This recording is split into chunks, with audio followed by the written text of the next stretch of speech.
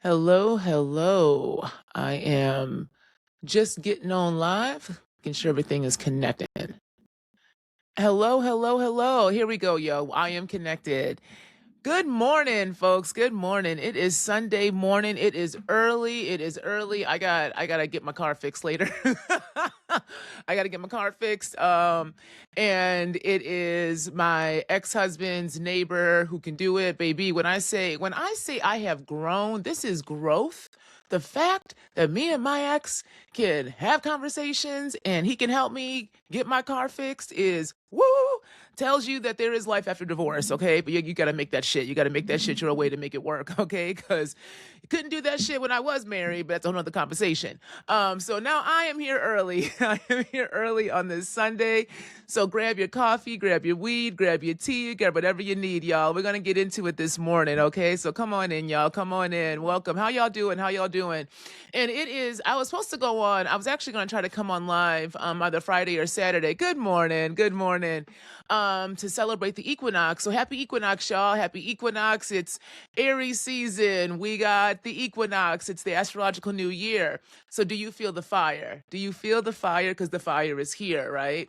And I'm going to tell you something right now. I'm going to be on one. I'm only warning just in case you ain't used to it. I'm going to be on one because I really do feel this energy. Been feeling it built for a while now.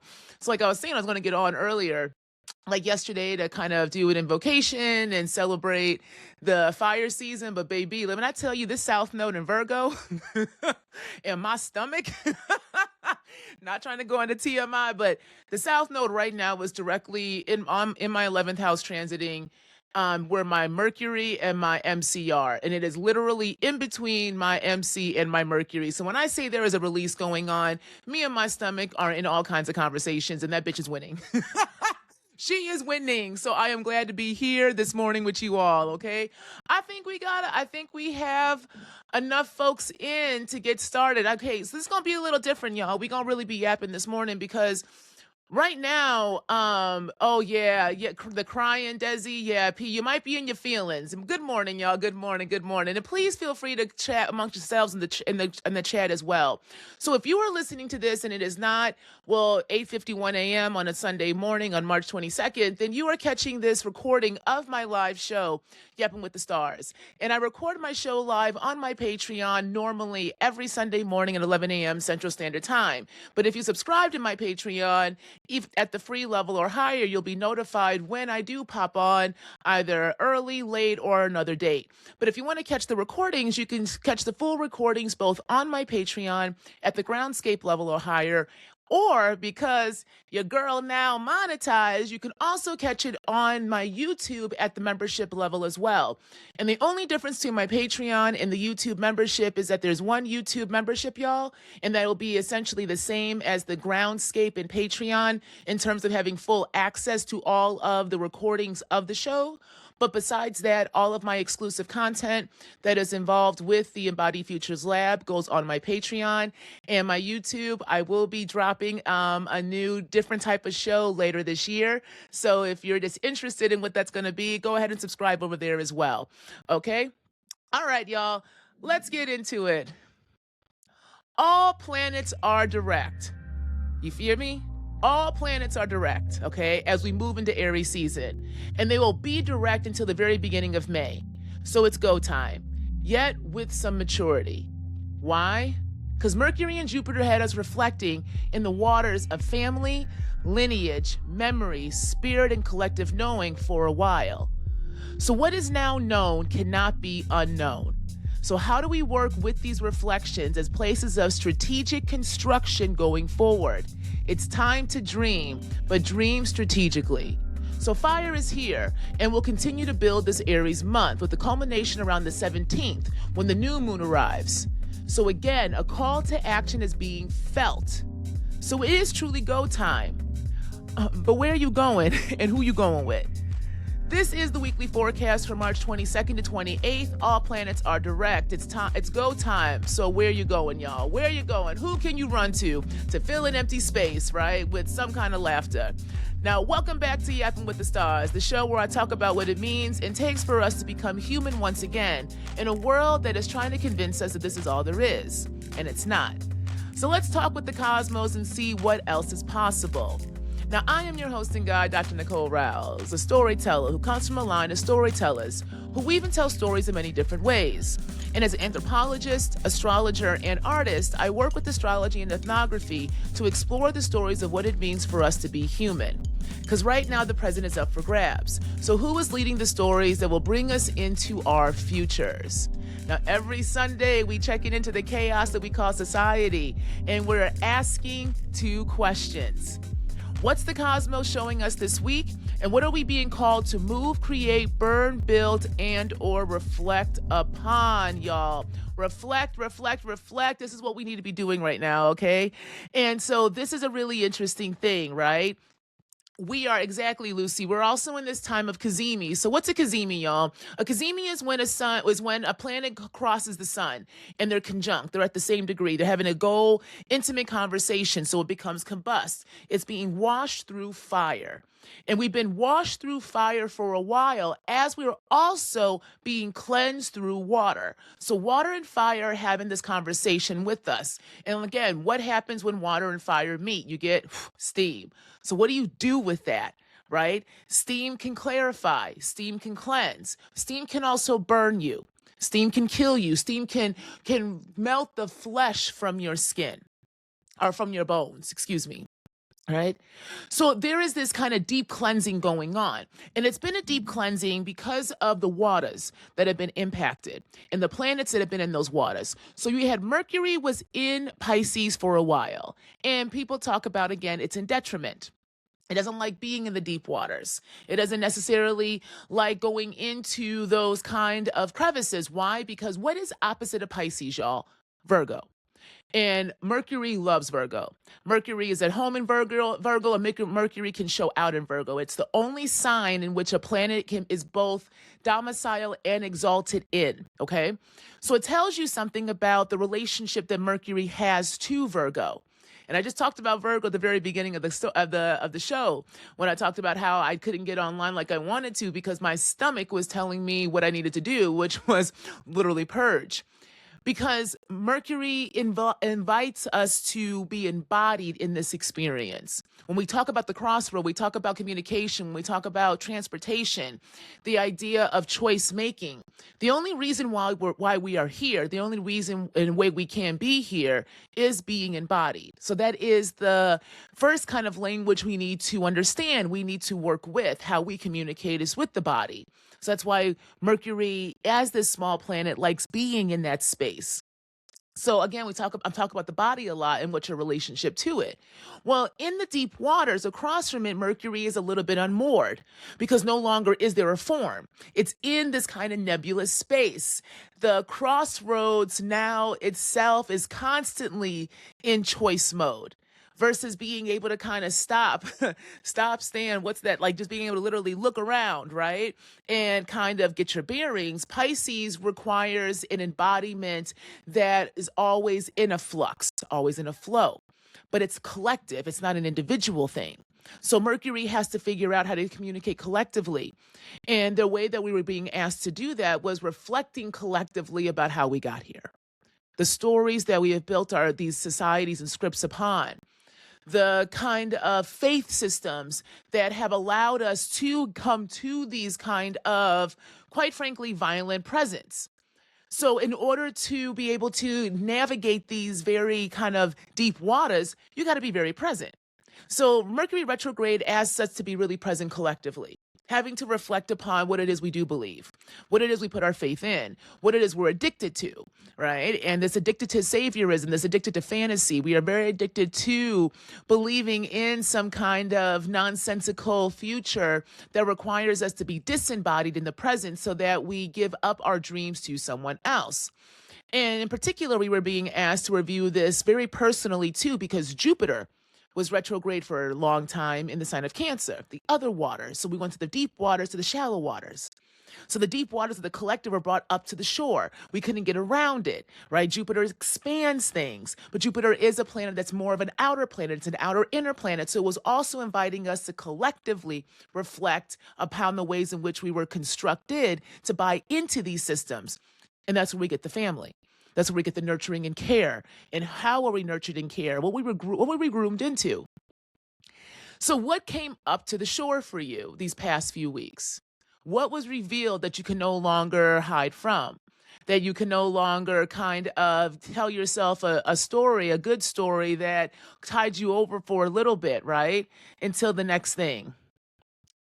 So, what does it mean, right? What does it mean for us to believe and understand that that belief system that we are in now, because now fire is here, there's an activation, right? The water has had us reflecting, had us in our feelings. Desi said that she cried yesterday, right? And I get it. I feel the same. These emotions that are overwhelming. How many people feel overwhelmed with emotions lately? Well, here's the thing, y'all. That's your body coming online. That's the body talking. So do we know how to listen? Do we know how to listen? The agitation, the irritation. Remember when I said you're going to be irritated when that North Node and Mars were hanging out? Right? I said, what's the irritation? What's the agitation? What's the frustration trying to tell you? And if you believed it, then what actions would you take? So this is the things coming up to the shore. The irritation is not going to get any better, y'all. That's the thing. It's been brought up. Jupiter expands. Jupiter expands and makes abundantly clear what needs to be brought to the surface right now because it's in Cancer. It's at that shore. And now Aries season's in here. And Aries is packed. We got Neptune, we got Saturn, we got Venus, we got Chiron, right? It's all tap dancing. We got the moon hanging out right there. The sun's right there now. And then as we move more into Aries season, y'all, even as Venus makes her way into Taurus, which she's exalted in, yes, I mean, which she's in domicile in, we get then Mars going into his domicile, Aries. Irritation is here. This is just the beginning. So what do you do with that fire and heat? What the fuck are you creating and why? And who are you creating it with? So this is not about reacting. This is about the embodiment. And they're two different things. Because right now there's going to be reactions, y'all. There's going to be reactions to the kind of things that we cannot unsee, that we cannot let go of. And so what is the thing that we cannot unsee, we cannot unhear right now that just came out in the news, right? That is brought back, that is reflected, that has brought back the past in the present, but in a different way. What has been brought up to the present day? Let's talk about Cesar Chavez. The fall of the patriarch. What have I been telling y'all for a while about the way in which we have to look at who we give our allegiance up to and why, who we give our authority up to and why, and how we construct this thing that we call movement. We call movement making. We call moving ourselves into freedom's dreams, but whose dreams are we dreaming? Right now, we're having a reflection time of all these kind of past movements that we keep resurrecting in the present, but do they actually work? Do they actually work? And what kind of construction of the past are we actually engaged in? Is it fantasy or is it truly reality? And whose reality we're looking at from? So now Dolores has come out, has spoken and brought up and resurrected the dead in a different way. Dolores Herrera has told us, right, because of hearing other stories of other women who were abused by Caesar, she decided to come out at 96 about her abuse and having to give up two children. Two children she had to give up, that she felt she needed to give up in order to what? Mother of movement. Jupiter in Cancer, retrograde, brought up to the shore, made abundantly clear the things that we have put our faith in, the patriarch of the family. I talk about Jupiter as the patriarch because we need to be side-eyeing his ass a little bit more. This idea that he's abundant in all the benefits and all this kind of good luck chuck that you can just, all of a sudden, you ain't done shit for X amount of time, but as soon as Jupiter moves into a supposedly beneficial place, all of a sudden you're going to make it rain? What logic does that make? What sense does that make? But in whose sense are you using in order for that to make sense? The patriarch has done a good job of hiding itself in plain sight, making him seem as if he is the way to salvation while at the same time taking us into damnation. So what happens if we side-eye Jupiter a little bit and understand that as Jupiter is trying to expand things and make us think that we can be this kind of good time fool who can just go out there and make some luck, Saturn is like, But what the hell are the actual structures? What is the terms of the contract in order for that to happen? Because there has to be an exchange.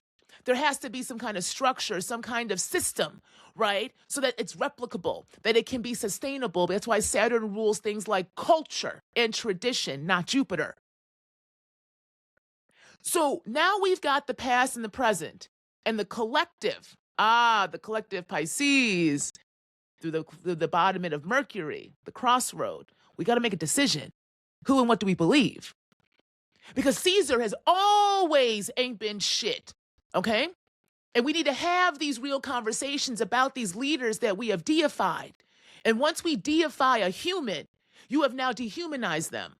I have a Substack that I wrote a while ago on dehumanization that comes through deification and demonization. It's the Janus face of dehumanization because you remove the human from it. You give your authority in some way up to someone else, making them unable to truly be human, to fuck up, to therefore being able to engage with somebody. Instead, we place all of our hopes and dreams, and then we turn a side eye, even as we're claiming salvation. This is why abuse has run rampant in movement spaces for far too long. We need to take a hard look at this shit, y'all. All of us have done this in some way, shape, or form. That woman felt as if she had to literally eat her abuse and give up her children to be part of mothering a movement that had no ability to actually do mothering of those who are giving birth to these people, to give birth to these creations. What happens when you treat creation like shit, but then say you want to be the next creator of the new creations, the new worlds we're supposed to live in? So Aries season is here. Fire is here. It's asking us, what are we forging? What are we building? What are we creating? But whose head are you using to do it? Because Caesar, when you listen to his words, has always ain't been shit. Anti-black, anti-immigrant, literally using wetback all the time to talk about those bad illegals, not like us good immigrant. The underlying conservatism that has always been part of these movements that supposedly say we're going to salvation, but is nothing more than a reproduction of another patriarch in a different fucking font. The Black Panthers weren't that different. But yet that's who we elevate.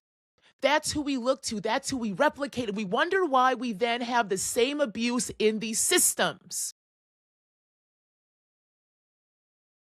And I'm tired of it, y'all. I'm tired. Aren't you? Right? Half my consultancy that I've had to constantly move and shift over the past few years has been dealing with organizations finally having to face the conflict that they try to transformative or restorative justice community agreement away. And let me tell you something, y'all. I don't give a damn how beautiful on the page that you have written these community agreements about what you will do to mutually exchange with one another in these kind of freedom-making ways. If you can't look to your neighbor and have a conversation about how they may have you fucked up or how you may have had them fucked up and y'all can't engage with that, then not a goddamn thing on that page is going to do anything but keep y'all trapped and replicating the same systems. But instead of calling it an actual personal issue, you're going to call it a goddamn community call-in. You're going to call it accountability and weaponize bureaucracy in order to skirt your humanity because it's uncomfortable. It's uncomfortable to have to deal with one another. Shit, it's uncomfortable dealing with your own goddamn humanity. How have you been dealing with the feelings that have risen to the surface from the deep waters of you?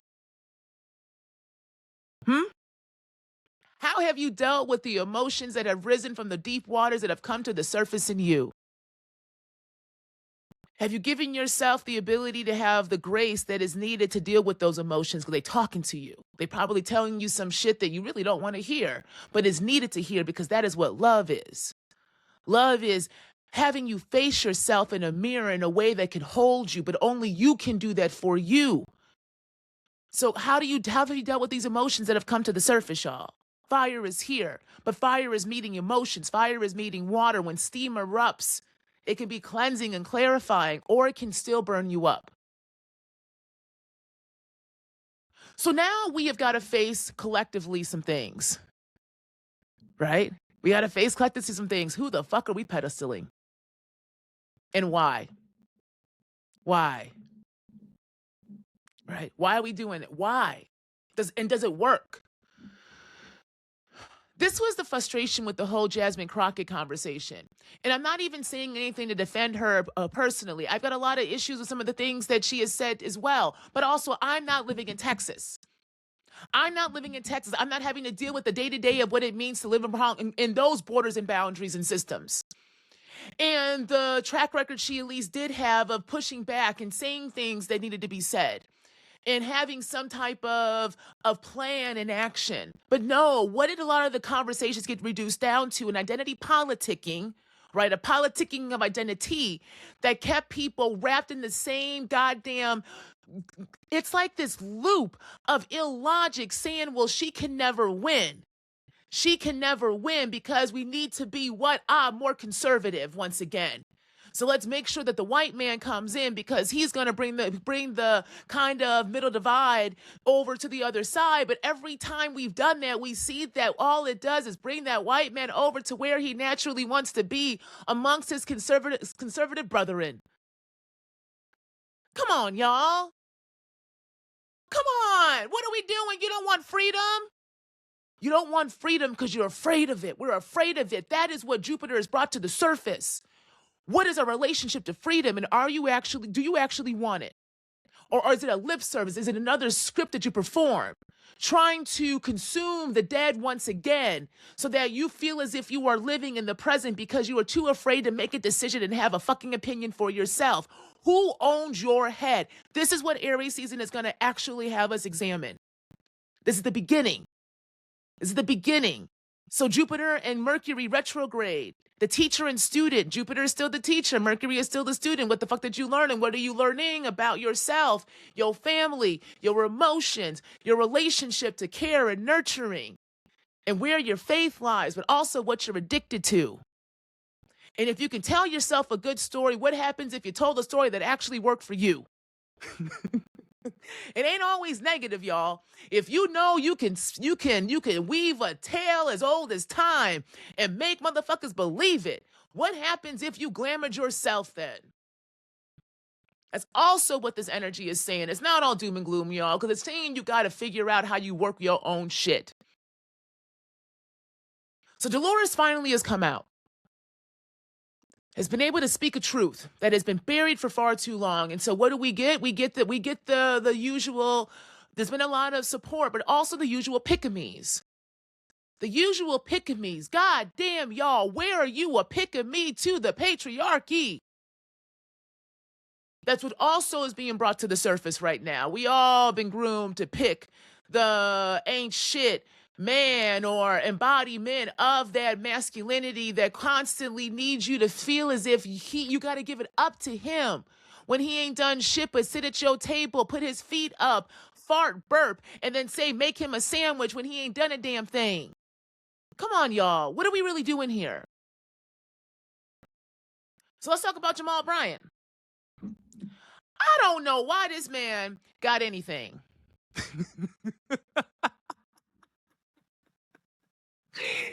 Adultery. I can't even do it. This man is playing in y'all's face and making a buck and you letting him do it. A part of me is like, play it, go ahead and play. Because people are allowing you to do so. You know what I'm saying? Got his ex-wife on reality TV, scared out her damn mind, running all over the place. You know what I'm saying? He got a new wife, got her out here, got folks talking about what she wearing. He's saying, don't be looking at her if you thinking. I mean, the man don't make no damn sense, y'all. But it makes complete sense because the church itself don't make no sense. So if your institution is nonsensical, then the leaders of the institution, therefore, who represent it, will also be nonsensical. So the nonsense is actually making a lot of sense about how ridiculous all this shit is. And now he's the leader of a movement, right? Now he's the leader of the boycott and saying it's done. The whole boycott thing, y'all, the whole boycott thing was a hot mess to begin with. Let's be real. We need new words. I think we need new words. This is also what I think Mercury's been telling us in Pisces. Like, baby, we using the same words and not having the same conversations because we're replicating these same old scripts that they already know what to do with. So yes, you do hit them where the money is, right? Where the money resides, but where the economic system is right now from 1965 to 2025 is very, very different. We're literally in a global economy. So it did hurt them, right? It did hurt. But then what did Shuckin' and Jivin' Brian come over and do? He goes, challenge. All right, master. Well, we all good now, so now we can go back. Who are you? Who are you? Oh, just a man. Just a man with a plan to make sure that he can keep scamming, right? Adultery. I can go back to the adultery, y'all, and the mega churching, and how the illogic of these religious systems in which a woman's body, it has to be so pure and so chaste because it represents the institution itself. But the men who are supposed to be the ones that are in charge, the patriarch, the one who, is supposed to be the steward of everything, you can't control your dick. It always somehow finds itself into somebody else's. Right? You know what I'm saying? It doesn't make any sense. It doesn't make any sense, y'all. So who are we giving our allegiance up to? And if that is what these movements are based upon, what are we actually moving to? It is not the first time. This is a replication of what happened 10 years ago during that first man's presidency, y'all. Come on, remember Blue Vest? Remember Blue Vest? Right? Popping up. That motherfucker was popping up everywhere in that damn blue vest from Northeast with the fist. You know what I'm saying? What was that boy? What was that man's name? I call him Blue Delroy? What was not Delroy? What's that? D-Ray. Was it D-Ray? Blue Vest. From the 2010s. He popped up. I was at, y'all, before lockdowns happened, I was in New York. I was on a panel for this 1619 project, right, through Brown University. And they had us in this big ass hall in New York, in Manhattan. And I look up, and all of a sudden, I shit you not, y'all, it's a big old sea of people. We on the stage, and I look straight ahead, and who do I see right in front of me, just looking thirsty? Blue Vest. And like you was pop up everywhere, had no stake in the movement, somehow was representing Black Lives Matter along with Shaun King, right? So you got Talcum X, you got Blue Vest out here running around talking about how they were, leading these movements, had done nothing. But then folks on the ground, the actual folks in Ferguson and other because Ferguson was really popped it up in other locations around the country, right? They're actually asking for the resources. They're asking them, who are y'all, right? They asking you who are y'all? Okay, it is D-Ray. It is D-Ray's. D-Ray's vest is forever, right? I'm telling you. But then who did the public look to? Who did we run to? The men. And defended them. Shaun King had so much defense against his nonsense. That nigga kept jumping from here to there and everywhere. He don't know what race he is, what religion he is. He don't know who the hell he is. But what he does know is how to scam folks. He does know how to get into your pockets, right? Because what did I say about Americans in particular, but overall in this global economy through these plantation systems? People love to be scammed. Woo! People love to be scammed. Baby, if you need to be scammed, let me scam you into loving yourself. I mean that shit sincerely, okay? Because it didn't make no sense.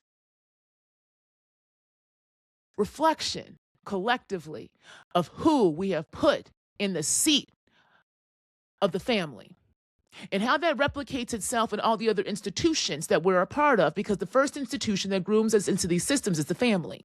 It gets us to understand our positionality within said system. What is the identity put upon your back? How are you supposed to perform that? So you are first told you are a son, you are a daughter, you are a mother, you are a father. And in that construction, in the nuclear family system, then you have a responsibility to uphold that script. And then in that as well, there is an ordering. Are you the first? Are you the eldest child? The eldest daughter, the eldest son? What is that in relationship to your ability to have the family's actual legacy come through you? Who does the family look to literally? Who does the family then dump upon and see as the martyr for said family's lineage to uphold it? We replicate this shit so good internally in these homes that we call private, where we're also being told in many ways, cultural elite, I put that in quotes, to not let anybody in your business. Don't have folks come up in this house. So then we get groomed even more into silence, into complacency, into thinking that abuse is somehow normal. And then we replicate that in other ways, particularly in how we think about our relationships. So then what is your relationship to relationships? You get out of that family structure, you move into another institution. We say it's a K through 12 education. And in those systems, especially in the United States, that is filtering you now into seeing what kind of worker you will be. What kind of worker will you be? Will you go into that factory, into that corporation, or into that goddamn prison system? Either way it goes, the state uses your body for its labor source. Exactly, Andrea. Plantations be plantationing. And then we're told to focus on the romantic relationship first, right? So you do all of this. Why? To get a job, to do what? To have a house, to do what? To attract a spouse. It is the peacocking. And then we get told for the last 20, 30, 40 years, right, through these kind of various media outlets of how to attract that woman or that man. The woman having to be demure, the man having to be in command, the alpha. Well, shit, we saw what happened last week when I talked about manosphere and all these documentaries about what the alpha has done. You just become the new pimp being hoed out by that motherfucking master to begin with, that patriarch. So what are we doing here, y'all? Fire is here asking us to forge something different and new. Steam clarifies, steam clears, and steam can be used to remake things. Right? And so when we talk about this idea of who we look to and how we're thinking about what structures we need in order to build different systems, it starts with the ability for you to believe your own system first. And that is why the embodiment is so important right now.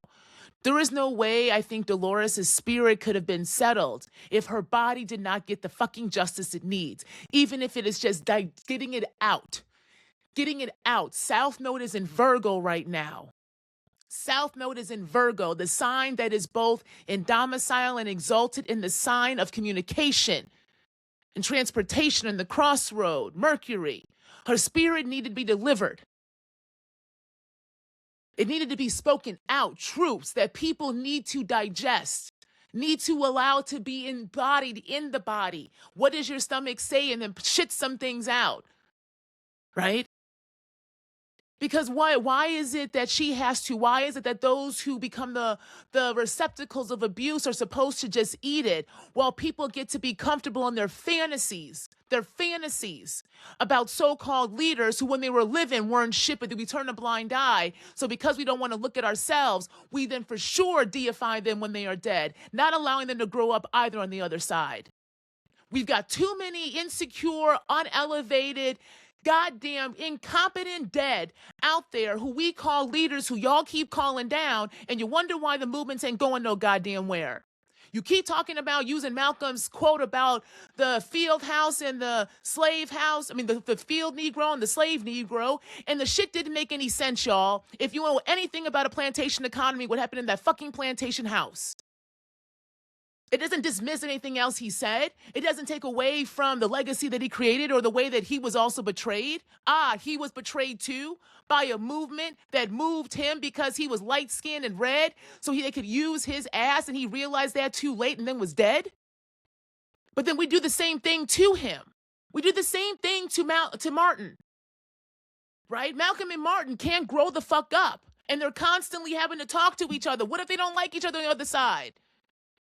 Do you see what I'm saying, y'all? No, it wasn't safer in the plantation house. Come on. You sitting next to that oppressor.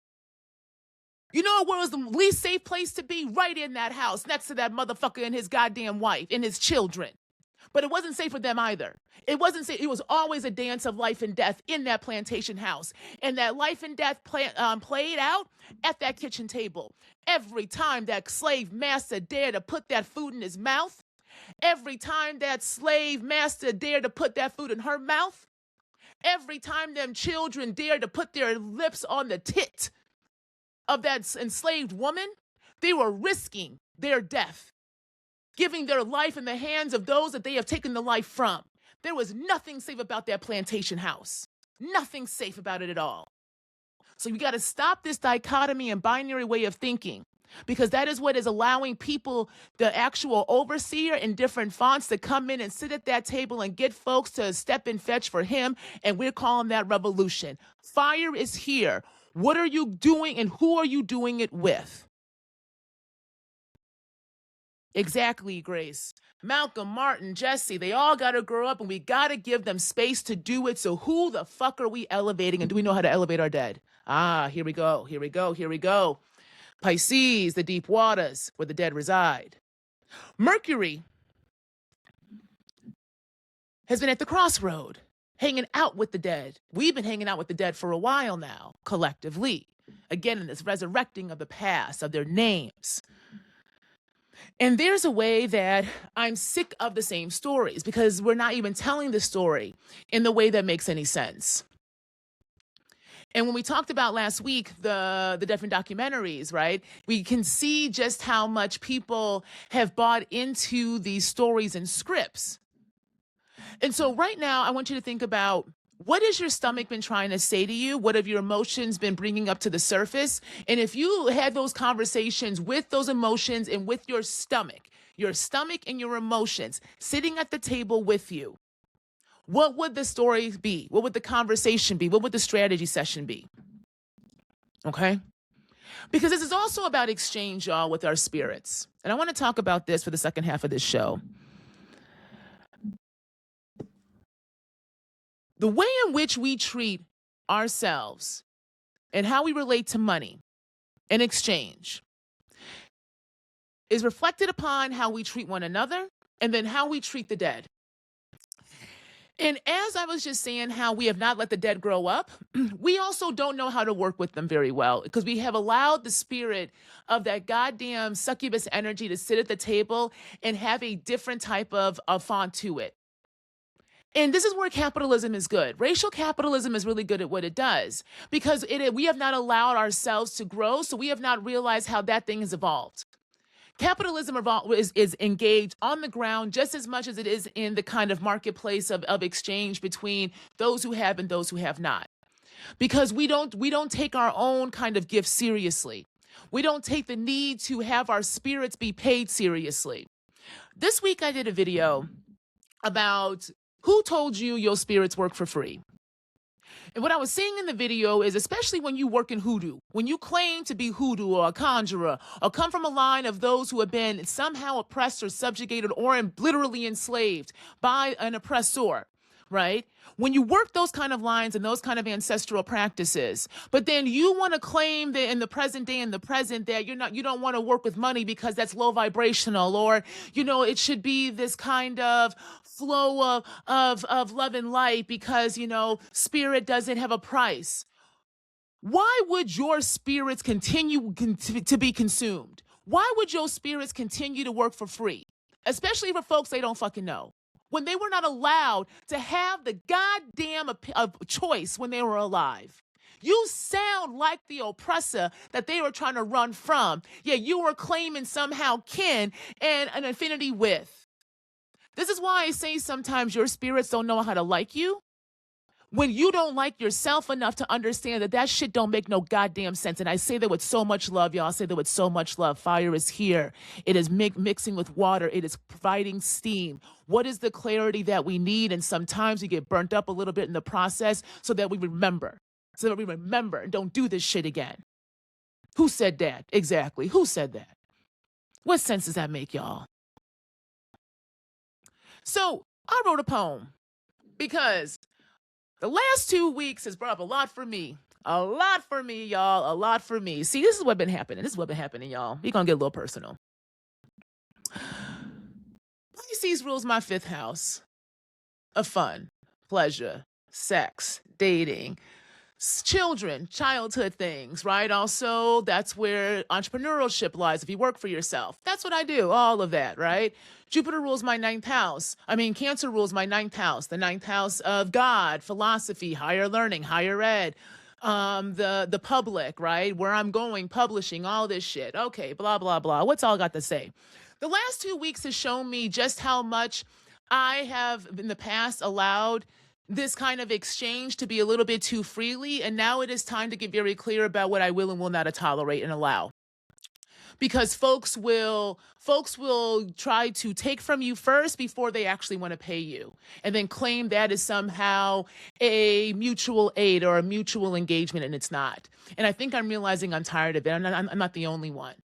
Because I'm thinking about, and I was thinking a lot about this fall, the patriarch and the South Node that's going to be moving into Leo this summer, North Node in Aquarius. And folks keep saying power to the people, but I keep saying, but do the people know their fucking power?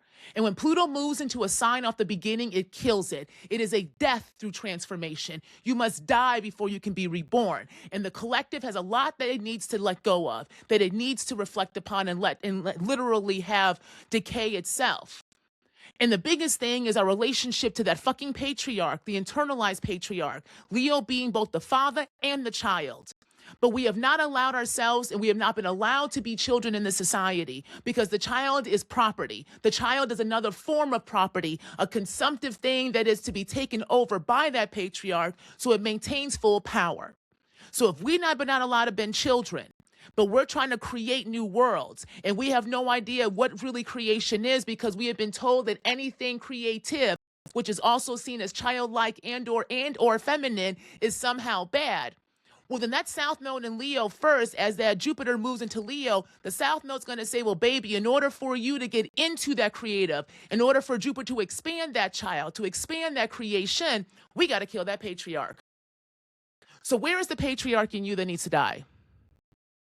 Where have you been a pick of me for a ain't shit motherfucker who got curtains that are sheets and a blow up match on the floor, but you've been sitting here every week saying, my man, my man, my man, in some way, shape, or form? I need you to figure out where that articulation shows up in you, because we all do it in some way, shape, or form. So where are you a pick of me to the patriarch? That's what the emotions have been trying to get you to see, y'all. So I want you to sit with the emotions that have been coming up. There's a logic to this. It's not just about figuring out, when you're going to find somebody, or, you're going to win some money. I get it. I look at astrology too, like, yo, where my money at? But at the same time, it's telling us that you can only answer some of those questions if you take responsibility for the story to begin with. Right? It's a strong op. It is a very strong op. But that's what we're being called to do. So that's what these emotions are. That's why it's only the beginning. And I'm not saying this to, again, it's not about fear mongering. It's about a reality check. But the reality check is that we have the ability to check reality. Bend reality to your will. Otherwise, it will bend you to it. This is what Saturn and Neptune together in Aries is asking us. And right now, Venus is here. When planets are in detriment, in this present moment, I want you to think about it as an opportunity to queer some shit. Because the cosmos is saying it don't really know what's going to happen next either. Outer planets in this grand trine loosely for 3 to 5 years. It is up in the air. It's just saying that change is here, though. Again, change is here, but it is not set in stone. So I will push back on anybody, any astrologer, any spiritualist, any analyst. I don't care what tools you are using. We do not fully know what the answer is yet. But we do have a good idea what will happen if we don't take responsibility for it, though. We do know what happens if we give it up. Do you see what I'm saying? So now it's time to bend that reality to our will. And in order to do that, you have to own it. You have to own the head and be present. So what emotions have come up that have caused the irritation? Irritation talks, y'all. What is the irritation and frustration telling you? And then if you listen to it, what is it asking you then to do? That is the action. It is not reaction. It is saying sit with it and strategize. This is what it means to grow up and become embodied, because the sacred is now the mundane. The sacred is now the mundane, and we're going to see and we're going to feel this when Chiron goes into Taurus. We're going to feel just how sacred the mundane is when our food supplies are fucked up even more. Okay? And that's not, again, the fearmonger. We've been seeing it, y'all. We've been seeing it. We've been seeing it. Right? We're going to see just what it means to be an intercollected globe. And we're seeing it now with the gas prices rising. Because we are that interconnected. We're not this land of the free, home of the brave that is so big and bad. And, we are these global giants. That's the illusion, y'all. That's the illusion. AI is not going to save us. Behind the meta glasses, behind the driving cars, are people. Our people. In the Philippines for the driving cars. Was it in Kenya for the meta glasses? It's people. It's fucking smoke mirrors, y'all. It's like the plantation. Once again, let's go back to the plantation. Why Malcolm's analogy irritates me. Because it was always smoke and mirrors. It was always people behind. The technologies, people about the cotton gin. People still had to run that shit, y'all. People still had to pick the goddamn cotton. Do we see the illusions? What are we addicted to? Right? What are we addicted to? Hilarious. But there is a question. There's a question in the chat saying, is it possible to have non-patriarchal dick? I mean, I'm assuming it probably is. I don't personally I personally don't like dick, but I think there actually is, because you know what it is, y'all? Men do want to be told what to do. This idea of masculine, the idea of masculine having a purpose, having something to, that's the relationship. We don't know how to have a relationship, right, with these different types of energies. Let's be real. Those who align with kind of masculinity through these kind of this patriarchal way are tired, because it makes no sense. You trying to be big and bad and everything in a fucking economy that won't allow you to be great, right? And then if you're the woman in that perspective, or the feminine in that kind of dichotomy, right? Then you're expected to be Susie Homemaker and cook and clean. Do you know how exhausting it is to take care of a home? What the hell, y'all? What the hell, y'all? All of it don't make no sense. But you know what it does? It keeps you isolated. It keeps you non-present. It keeps you always chasing, always going. And then even when y'all are together, you're performing what you even think intimacy means. That's why the sex ain't good. And all it is bad pornography. Right? So what does it mean to be a good hoe? Yes, what does it mean to be a good hoe? You can't even be a good hoe unless you actually know what your body needs, what your body wants, what your body desires. What it does it mean to be embodied, to be in the uncomfortability. Because let me tell you something right now. To be a good hoe means that you understand the relationship between you and vulnerability. That's an intimacy there. Right? So Aries season is going to be one in which you're going to be feeling, right? Because it's creative energy. It's fire. It's ruled by Mars. Mars is creation. Mars is also fucking. And so I'm saying that because there is a way that the body does have needs, and we're going to have to also deal with our body's desires. This is part of world building, y'all. This is part of world building. Does that fire, does that irritation, does that frustration in you? What is it saying? Do you want to fight? Do you want to create? Or do you want to fuck? Or do you want to do all three? Do you know? Because all three are needed. Right? All of that comes into play. But even with all of that, then who are you doing it with and why? With all of those. And so this week, last 2 weeks, I have had a number of meetings and folks reaching out wanting to do some work together. A lot of it around spirit. And I am becoming more, I guess, uncomfortably comfortable being more open about the relationship I have with the work that I do in the sacred and mundane. Basically, how I'm an organizational death doula, but also I work with spirit. And I have clients that I work with, working with their spirit, especially helping people cross over. And so that's picking up a bit. Not mad, but it's not my full time, because I'm not also going to get caught in that trap of being everybody else's spiritualist while I can't even feed myself. And so all of a sudden, I'm getting a lot of meetings and folks wanting to engage. And I'm thinking that my energy is very clear and that I've been very clear on the intake forms and in conversations that if we're going to do something, there needs to be a goddamn exchange, which means there needs to be money on the fucking table. And I have been overly disappointed the last 2 weeks to the point where I was like, what is this, right? What is this? And it was still in retrograde season. So again, 5th house, 9th house. I'm Scorpio rising. So 1st house, this is on this kind of water trine. What is the remembering and what is the lesson I need to remember? And the lesson is that that patriarch shows up everywhere. So we got to be very clear about what the fuck it is we will and will not tolerate. And this is what I realized too. There's a way that we have to get clearer and use our voices. This is Mercury going direct, being direct about what it is that we actually do and do not want and need. So let me tell you something, y'all. If you are coming into my DMs, all right? If you are coming into my DMs, these are 3 kinds of DMs that I like to see. All right. These are the 3 DMs that I like to see. 1, you got some motherfucking money and you want to spend it on me. You already got the money. It is not a fantasy. It is not a maybe. It is not one day we shall be free. It is like, baby, I got some money. I want to spend it on you. So we talking about what the contract is, and we're going to negotiate what the scope of the agreement is. Okay. Because I am your consultant, or I am coming in and doing some keynoting for you. All right. 2, you are a grown, fine-ass black woman who wants to court a 6'3" femme woman, and you got both the time, finances, and the emotional maturity to do so. Baby, drop your ass in my DMs because summertime is coming. We can be outside. We can also have legs wide open.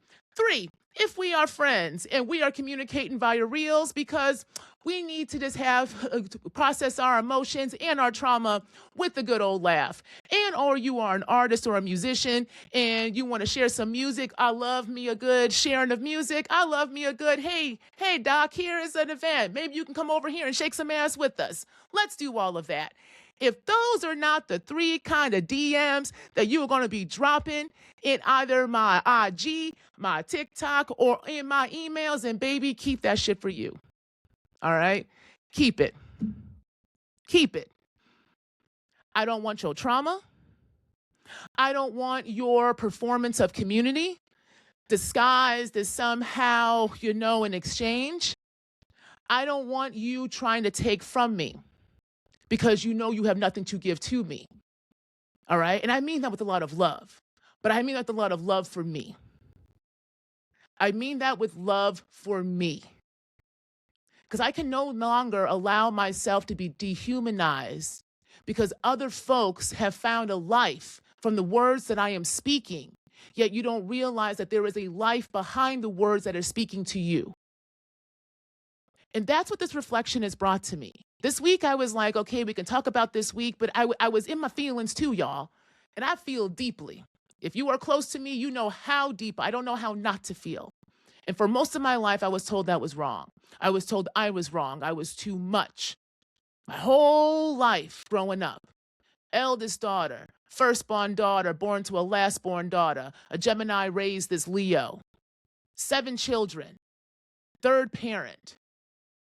Having a need, having a want, being able to articulate. You're doing too much, Nikki. Your job is take care of your brothers and sisters, Nikki. Shut the fuck up, Nikki. Those things that we tell the child. So therefore, the child must go hiding. Where is the inner child in you hiding, and where are they trying to come out? My inner kid wanted to come out because she was tired of being told she was too fucking much. I was 6'3" by the time I was 11. How the hell could I not be too much? But do you know what that does, y'all? Do you know what it does when you grow so tall, so big, so young, but then you are told to shrink yourself, to skirt yourself, to bend that back some? Well, I broke my back at 20. My back literally broke. I was in Ireland walking outside in doing study abroad in the streets of Ireland, the University of Ireland in Galway. Pain down my back all of a sudden. And I was like, I don't think I'm going to be able to walk. And next thing I know, I look up in the middle of nowhere. This was spirit. I see my friend Allie. I say, Allie. She goes, hey, Nicole. I said, hey, I can't walk. And I fell down the streets. They had to help me into a taxi, and I laid in bed for a week. And I called my parents. I called them. right? Call them overseas. It's the early 2000s. Say, hey, dad, I can't walk. My leg fucked up. I don't know what's going on. I'm a little scared. I'm actually crying. I get responses. You shouldn't have been playing volleyball. What the fuck you want us to do? Click. Figured out real quick. I had to figure out how to take care of myself. Many of us have stories that are similar in some way, shape, or form, in which the child had to quickly be hidden and you had to figure out and find your parent and have that parent come up and out. And depending upon where you are in that line in the family, you were groomed to be that. So, firstborn daughter to a lastborn daughter from the deep south of Mississippi and Texas, right? I don't think there was much that was able to be there other than what I got. So I set the boundaries for me finally. This is me loving me. And I'm saying this as an example. We all need examples. So this is one example of what I mean when it says, what does it mean to bring the inner child out and honor you and love you? So I want them 3 types of DMs, right? Because that means that you see my humanity. That means that the work that I'm doing, the words that I am saying, the spirit that flows through me, it is hitting you and you understand that that spirit needs an exchange because we are trying to do something different. I am not your fucking guru. You do not need another guru outside of you. But we all need to be able to be seen in some way, shape, or form. Nothing is wrong with that. So we must see each other in these exchanges. You want a matriarchal society, you want something outside the patriarch, well, then you better figure out how to create and engage with your creators and not just take from them. Father, Son, Holy Ghost trained us to only know extraction and destruction. What does it mean if we understand 1 + 1 can equal 1, 2, or 3? Together. Creation. So I wrote a poem as well because this is also how I channel, right? This is also how I channel. I ain't had sex in 5 months, so I got to figure out some other way to do it. I finished creating. Now I'm like, this energy got to go somewhere. So I was like, let me write a poem until I figure some other shit out, right? And it really did help because I think this is the kind of essence of what it means to take one way to take the lessons from these deep waters. Pisces is very creative. The waters are creation. So what do you also want to create?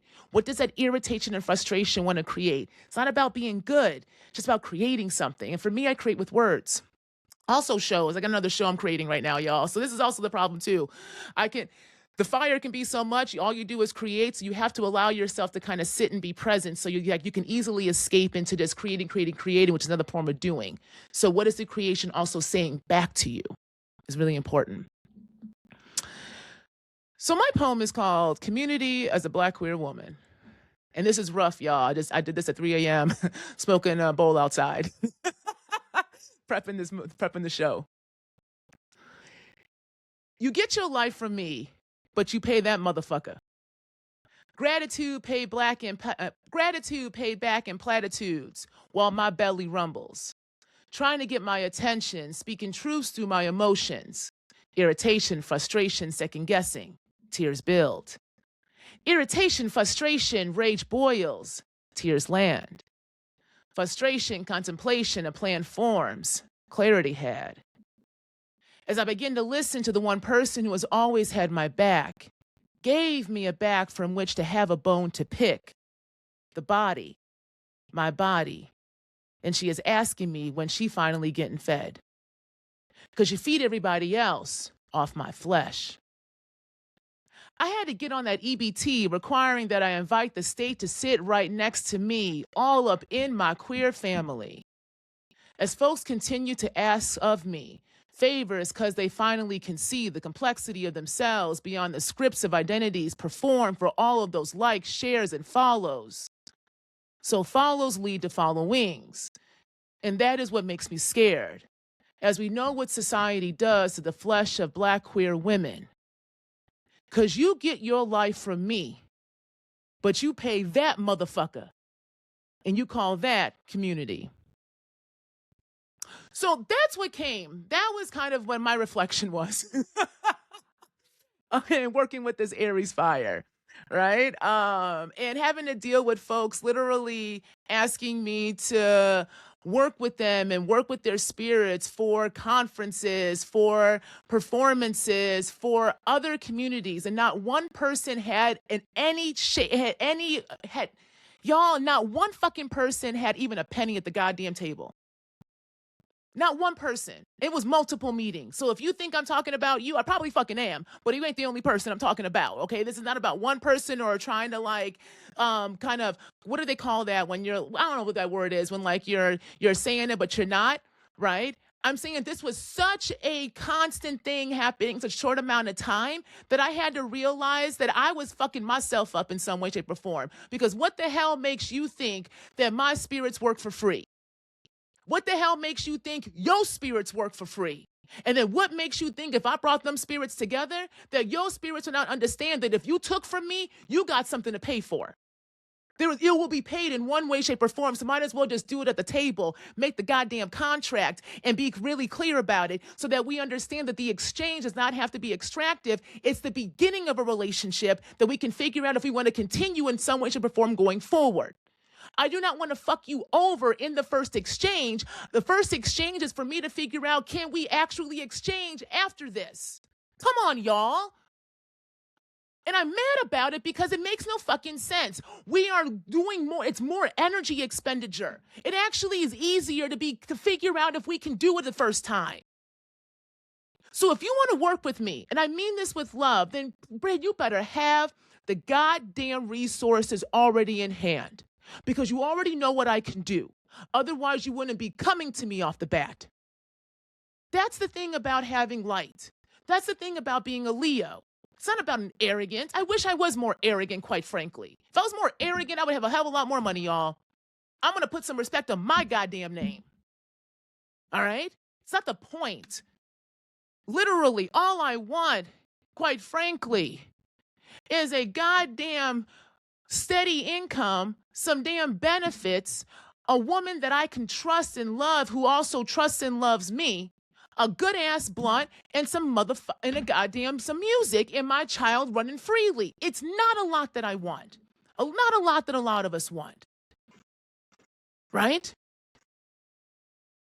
But you do not get to take and then move somewhere else and then expect me just to be here waiting. You see what I'm saying? You like my light. I like my light. Shit, we can light it up together.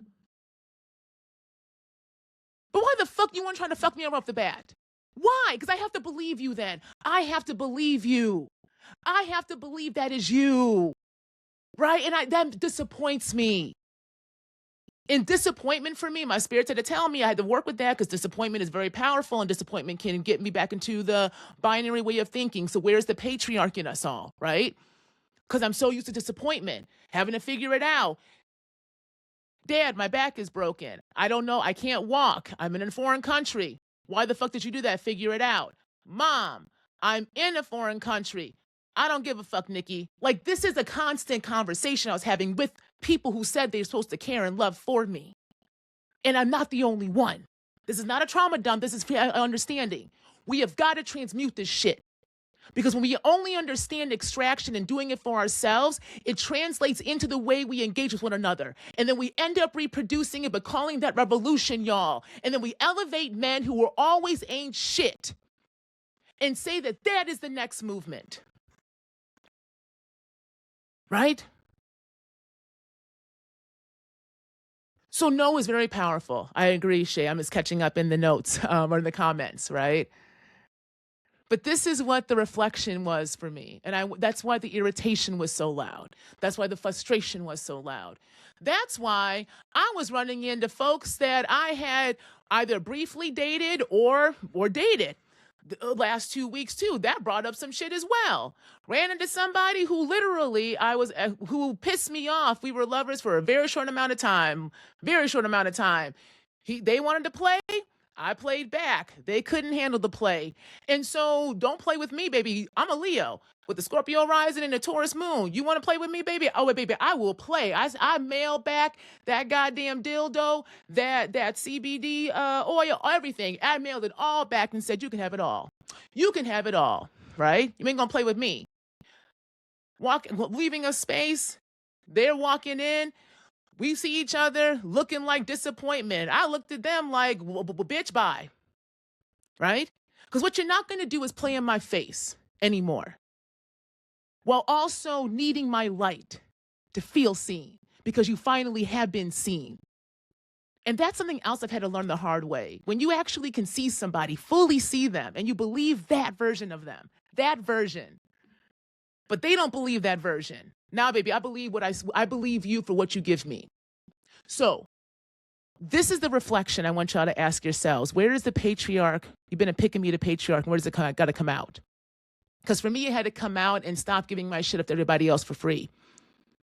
Because it doesn't make me feel good anymore having people tell me how much my words, how much my work has really elevated them, has really gotten them, right, to where they are. I've had people literally tell me they have gotten jobs based upon my work while I am literally trying to figure out how I am going to feed myself next week. Do you know how much of a mind fuck that is, y'all? Do you know how much of a mind fuck that is? And it's not because I'm not grinding or anything like that. Contracts being canceled left and right, even the projections, everything you're being told to rest your kind of foundations on crumbles. Chiron and Taurus. Chiron and Taurus is going to be reminding us very quickly that the things that we were told are stable are not anymore. So what does it mean to actually build something that feeds us? That feeds our bodies, y'all. Taurus is food as well. Taurus is the throat. We're going to have a lot of conversations, and I'm going to talk about this next week a lot. We're going to have a lot of conversations about what Chiron and Taurus is going to bring us, not just when it comes to food and security and safety, but interestingly enough, in our relationship to concepts of beauty. This is actually really important. Beauty and pleasure, because that also buys into how we treat one another. All right, and even the kind of dynamics we play. How we play out dynamics. Kink is one example of them, but there are plenty others. And kink is not just in the bedroom. There's a lot of kink out there because we only understand pleasure through these kind of power dynamics that we really need to interrogate. Because are you actually then healing through these power dynamics, or are we reinscribing them more? And we're going to talk about that next week because we're going into a full moon in Libra. And Libra is also Venus ruled, but it rules relationships. And we have to really examine our relationships to various structures of society, because how we treat one another in relationship then again translates to understandings of justice and care. And Cesar Chavez is only one example of the men that have been elevated, who have never provided care, who have never been nurturing at all, who have espoused these kind of very conservative values, but because they were in bodies that were deemed at that time to be at the margins, but they were still palatable enough to be recognized, we didn't realize that we were just bringing and reinscribing more oppression, but through the colonial gaze, through the oppressive. We have all these theories. We know all these theories about how when you digest your oppressor, you can become the oppressor. Well, I don't even fucking believe it. I don't even believe it. So who do you pay versus who do you expect things from? Right? Who do you pay? Who do we elevate? Right? Thank you. We've been feeding Engels and Marx for decades. And you know who's feeding Marx the most is folks at the margins, racialized populations who Marx wouldn't give a fuck about. Like, you feeding spirits who don't like you. That's why I keep saying, y'all, gotta feed your own spirit first. Gotta feed your own spirit first. You gotta make sure, because at least that spirit's gonna like you. At least that spirit's supposed to like you. Because again, we feeding spirits, you feeding entities. We not letting these goddamn spirits grow up. You got a bunch of spirits, of haunts, who thinking they grown, but they not, and they're actually begging to learn from us. But you can only learn from folks that are living. Are we alive? So this week, I'm actually teaching a course on astrology and hoodoo. And it's related to this. Because we need new contracts, y'all. We need to make a new contract. It's a time of new contracts because, again, everything's up in the air. The planets don't even know what's going to happen. Spirit don't even know what's really going to happen, quite frankly. I will challenge anyone who says they know what's happening next. No, we don't. It's a time of change and chaos. It's a time of world building.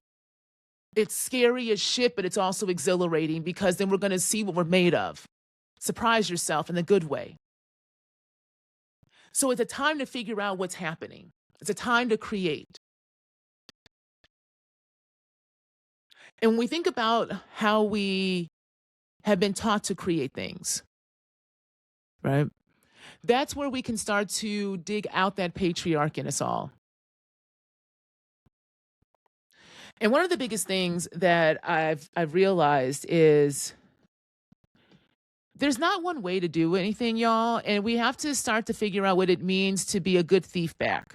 What does it mean to steal back what was stolen? What does it mean to move outside of this idea of doing it the quote unquote right way and just getting shit done? Getting shit done in a way that is stealth, that is the kind of guerrilla way to do stuff, right? And that does require networks. It requires building in ways that are always nebulous. It's not going to be solid. It requires a clear understanding of what the goal is and then also an understanding that the relationships, the kind of coalitions or the connections that we're building don't also have to be permanent. So that requires a lot of vulnerability of yourself, of being clear about sometimes shit won't always look the way we think it's supposed to look because the supposed tos are no longer here. Everything is up in the air. So it's time to shine the inner child's light. And sometimes in order to get that inner child to come out, you got to burn some shit up. So the mama got to come out. The mama got to come out. The mother's got to come out. And this is why I keep saying that the mothers are here. The primordial mothers are here because the Aries are here. Our higher selves are here because Aries is on fire. Saturn and Neptune are in this sign together for 2 years. Saturn giving us the ability to put some structure around these systems, around these stories, around this kind of new myth making. Because Neptune can take us into delusions. We've been delusional for a very long time. But Neptune, if we think about Neptune as kind of the generational understanding of Venus, the higher octave. When I say higher octave, generational, because it's a longer transit.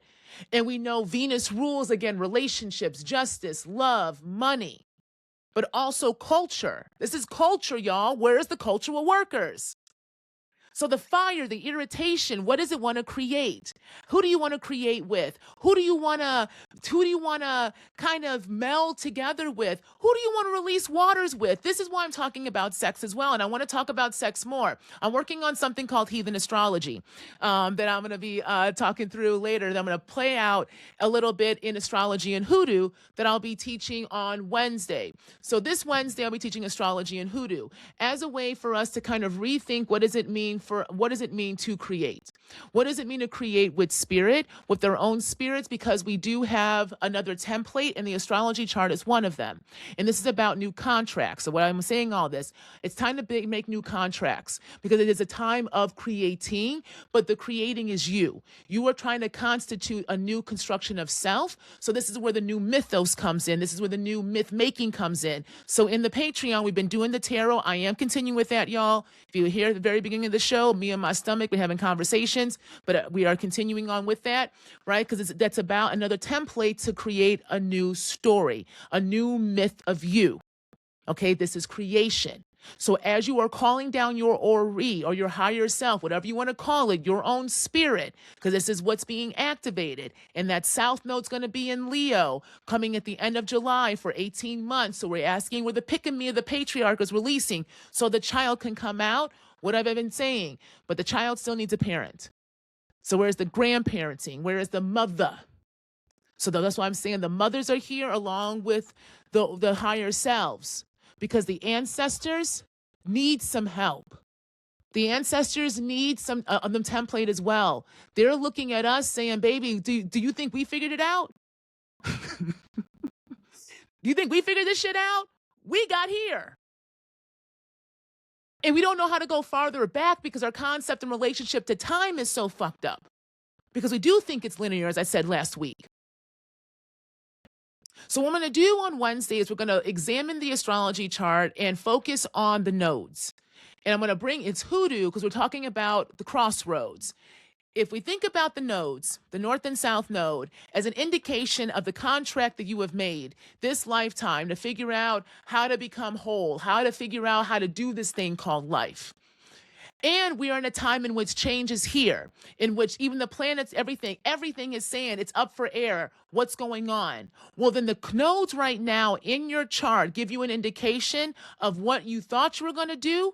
Let's examine that. And then bringing in your spirit, what does it mean then to rewrite a new contract at this time in Aries season? So, if you're in the hoodoo tradition and the hoodoo background, you want to join me, I'll be online this Wednesday, the 25th at 6 p.m. And so we're going to work with the nodes and then work with the elements. So I'll be talking a lot more about fire and water. So why is this hoodoo? Because this is really about the relationship between self, land, and ancestors. It's a trinity. If you were in my deconstruction and hoodoo course last week, we talked about this a lot.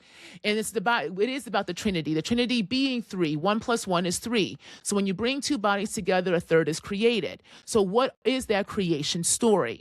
Okay. And so if we can think about creation in that way and work with the elements, right? There's a way that you can give yourself permission. You can give yourself permission to not do it right, just to do it and figure it out along the way. So this is a deconstruction as well. It's basically I'm playing with a deconstruction series and doing it differently. Focusing on hoodoo now, but it'll be opened up going forward when I get into more of the heathen astrology as well, because we got to have a relationship to our heathenism, which is really the things that we have been told that are some quote unquote bad based upon our relationship to a Christian patriarch. So where is the patriarch in you? And so I'm bringing in, and I want to talk about the heathenism, talk about the pleasure, talk about the taboo. Really get into the taboo and ask what is truly taboo and how does that and what sense does it make? And is the places of the taboo the places where we can actually find our freedom making? Because we claim to somehow in society be against taboo things, say like pedophilia, say child abuse, say domestic violence and the like. But yet all we do is elevate and support and prop up pedophiles and abusers, right? That's all we know how to look to. That's who we give our faith to. So we must examine how we are so contradictory. Folks are claiming Epstein, yet look who is in office and in power. Look who is supporting and saying that Dolores is the problem. Why is she doing it now? Oh, it's real convenient now. People said the same shit about R. Kelly. People said the same shit about fucking Bill Cosby.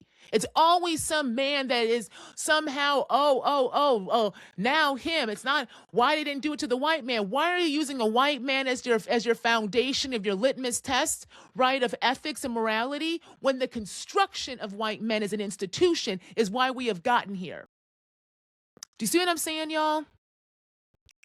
So when we talk about then, what does it mean to world build and create? Creation is messy, right? Creation is not purity that we've been fed. This idea of a chasteness, right? And virtue above all. This is why folks believe, and some of y'all have bought into this idea that somehow your spirits work for free, even as you're working with spirits who were subjugated when they were living, because you have bought in that spirit of purity in that form, thinking somehow money is dirty, when before capitalism, we have always exchanged with one another, because you are not going to take from an artisan, you are not going to take from someone who has a craft. If they are doing something for you, they are expecting something in return.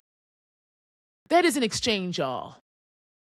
We have went from exchange to extraction, and then have made extraction the foundation of what we think love is, as a way to think about what movement making is. So that's the reflection I want you to, for me, that got brought up in them deep waters, right? All those emotions. Right? Because good question, Lucy, isn't the media maintained to perpetuate the cycle of idealization of the con man? Yes. Yes, because media is, the whole purpose of media is to support the narrative of the state. That is what propaganda is. That's not a conspiracy theory. That's literally what propaganda is. I remember taking a class when I was studying in Ireland, actually, before my back broke. No, after. That was the whole reason. Right. That's right. The whole reason why I was even in these classes in Ireland, I think I've told the story before, is because I missed all of registration. So I took all history classes. I couldn't get into any of the archaeology classes because they were small seminars. So I was in all these big lecture halls. One of the classes I took was on British Empire and propaganda. Again, it was taught by a Welsh, somebody who was Welsh descent. This mattered. He talked about it a lot in the class because he couldn't stand the British, couldn't stand the English, really. But he talked about the ways in which media was used in a main tool of propaganda, of nation building, and getting folks who did not benefit from these wars to buy into war, to buy into empire. Because empire did not benefit at all the white working class in the UK, because the UK, Britain itself, is a very class-based society coming out of that monarchy. So media has always been used in these ways, right? And we see this off time and time again in various concepts, because the nation itself is built upon this con man, built upon an MLM, right? So we've been groomed into thinking it, but this is why the body has to come on, because when you sit with it and you ask some questions, does this shit make sense? Last week, if you hadn't listened to last week's show, y'all, go back, because I talked about the documentaries and Madoff, right? And I've talked about, not Madoff, Murdoch. I was talking about Murdoch last time, but I've talked about Madoff before. All the M's, old white man, because both of them were running cons, right? Murdoch with the media, and then Madoff with the stock exchange.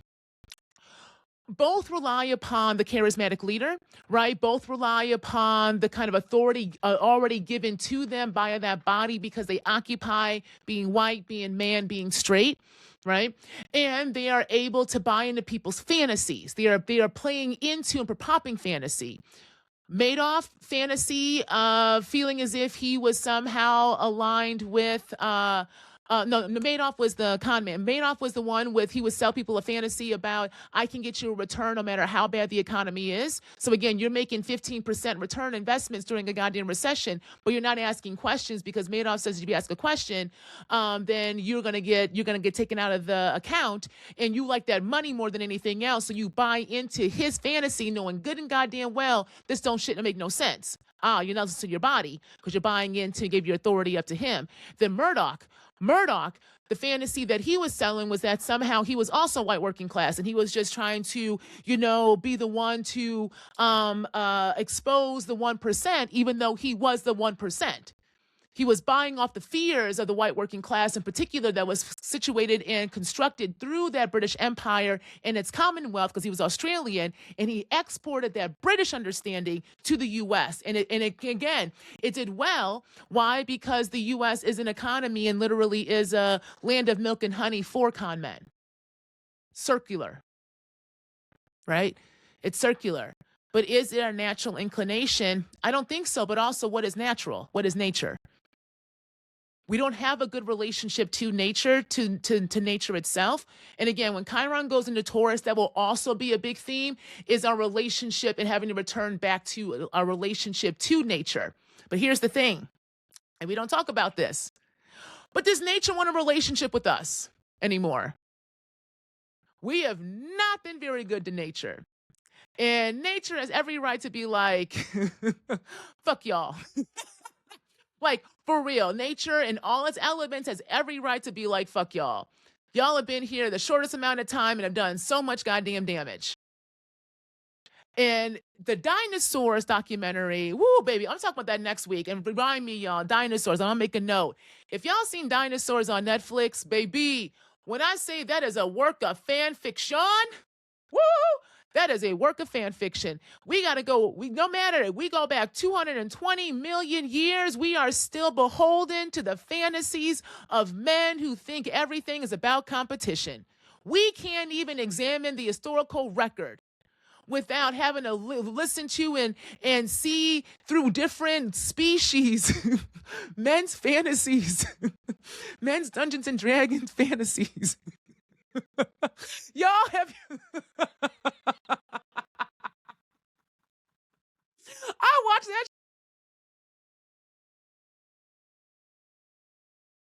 if we understand the record, the fossil record, and what we're seeing in the present day works and doesn't work, what is another story we could tell about that past that would help us understand a bit differently what we need to do in the present to have a future in which another species can at least say that we've lasted longer than a blip on the screen? Because how embarrassing would it be for humans if the next kind of life form here, they're chilling out and they see dinosaurs, 230 million years, reptiles, what, 400 million years, humans. Boop. How embarrassing. Can we not embarrass ourselves for the next species that is going to come and hang out on this planet? Okay? Can we at least do that, y'all? All right. Okay. Next week, I told you I'm on one, y'all. I'm just beginning. I'm on one. There's Leo coming out next week. Okay. It's my anniversary. Happy anniversary. April 2nd, 1 year show, 1 year anniversary of my show. Is that next week? That's next week already? Yes. April 2nd, 1 year anniversary of my show. So my plan is to pop on. I'm going to pop out and show y'all on that day too. I'll be here on Sunday, but I'm hoping to come up on the 2nd as well and have a couple of things as a, happy birthday, Jess. Happy birthday, April 2nd. All right. So I'm hoping to have a couple of different specials as well to celebrate that. Okay. But then on the 1st, right before the 2nd, we got a full moon in Libra. Okay. So we're going to be talking about that next Sunday. Talking about this full moon, relationships, Libra. I'm going to get in Libra's ass a little bit. But it's out of love. It's out of love, y'all. We all need to get in our ass a little bit sometimes. And then the 2nd is going to be my anniversary. So come on back. Couple of things. Again, join me on Wednesday, Astrology and Hoodoo. It's going to be fun. I'm going to make some better titles for my classes because they're actually a lot more fun than what the titles say. But if you engage with ancestral work, if you do work with Hoodoo in some way, shape, or form, and you want to see how to rewrite some contracts, okay? Rewrite some contracts. We had some fun. Thanks, Shay. We had some fun last time. So come on out, okay? Wednesday, 6 p.m., sign up. I'll have it in the show notes through Big Liz Conjure. And then in the future, I'll be having some other new seminars as part of my deconstruction series, okay? And then on the Patreon, y'all, let me explain this real quick before y'all go. This is my Patreon. It's also, and I call it the Embodies Futures Lab. This is my lab. This is where I experiment and play, okay? Because I am building a larger structure, a larger kind of institute. And I've done this before, so that's why I know I can do it again. And this is my process. The lab comes first. And so this is a way that I engage and teach through what I called embodied strategic dreaming. So if you're part of the Patreon, one, thank you. For real, because you're playing with me and I appreciate it, right? My pedagogy is one of experimentation, of praxis based. You take the theory and practice together. Oh yeah, thanks, Shay. I'll do that. I'll pin the tip jar. I do have a tip jar. Thank you. I appreciate that, Shay. I really do. And so the different levels are for different engagements, okay? And that's why they're priced the way they are. The free level is just to figure out if you like me or not. We're courting each other, right? And so I do have these lives for free. Any live I do, and I've been doing more lives for some of my kind of core teaching. So again, so you get a taste of it, you get something, for it. If you like it, then you can subscribe. The Groundscape is what gets you access to the recordings of all of the shows, right? I have my Yappin with the Stars, but I also have my Abolitionist Dreamscapes, former podcast, along with just kind of musings that I'll do. And that will be similar for the YouTube at the same price. Because again, some folks prefer YouTube over Patreon, which I understand.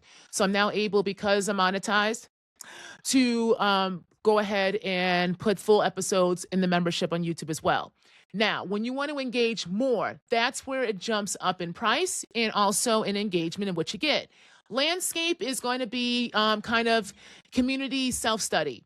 I've got a number of courses. I've got a number of books that have broken down that are in the collection. So there is a registry there, okay, a repertoire there. And so that's what the Landscape has, along with access to a couple of different seminars that I'll do. Once you get to the dreamscape and the soundscape level, that's when you're doing the kind of community study with me. So that's when we meet for divination study. We're doing a lot of work around storytelling and story making. And so we did astrology last year to lay the foundation, and now we're working through tarot. And so if you are in soundscape and dreamscape, we're meeting tomorrow night. We're going to go through the first couple of those first six major arcana in the tarot. Okay, we're going to play out.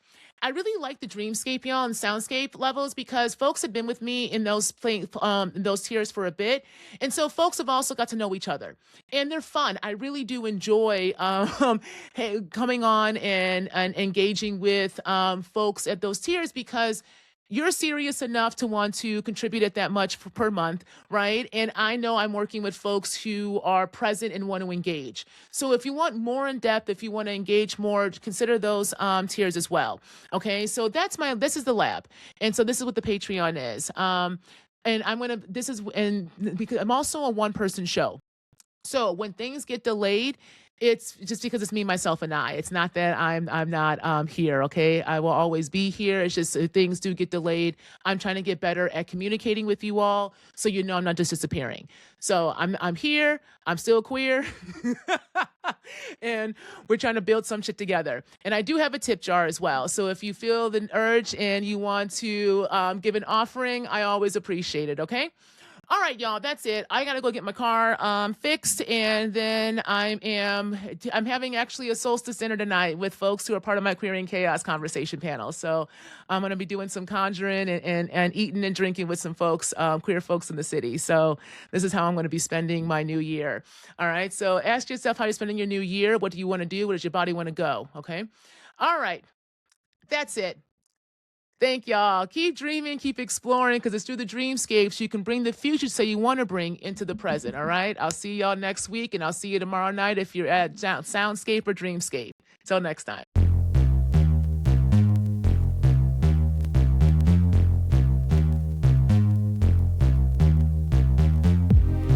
How can you live with the world on your shoulders? I said, how can you live with the world on your shoulders? You can't, so shake it off. It's time to dance. Dance to the music, it really doesn't matter who's looking. 'Cause I've been working, and tonight I deserve it. The lights are flashing, and now I'm ready for action. So you can meet me on the floor, losing control. It's time to get wild, feet on the floor, head held high.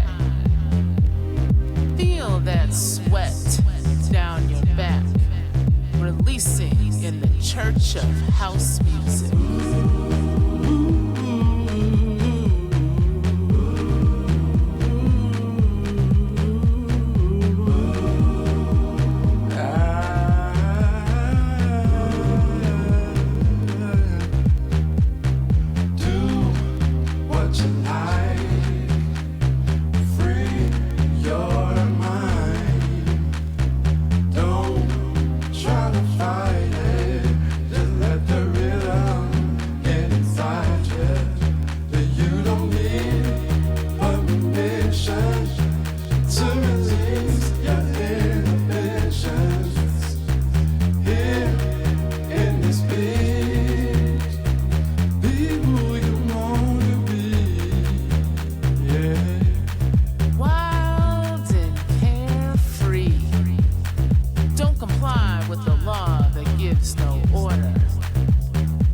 More chaos.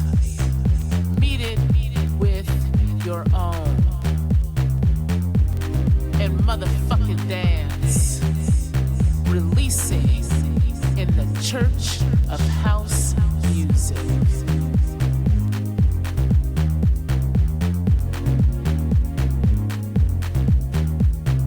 How can you dance with the world on your shoulders? Get under the groove.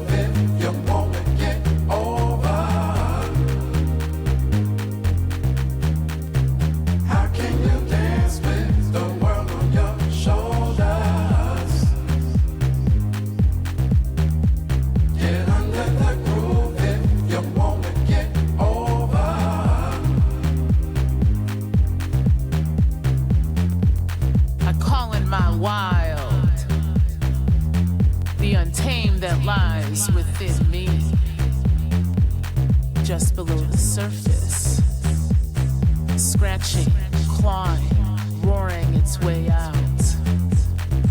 Reclaim what was stolen, the wild in all of us. So it's time to dance, releasing in the church of house music. Let it come on.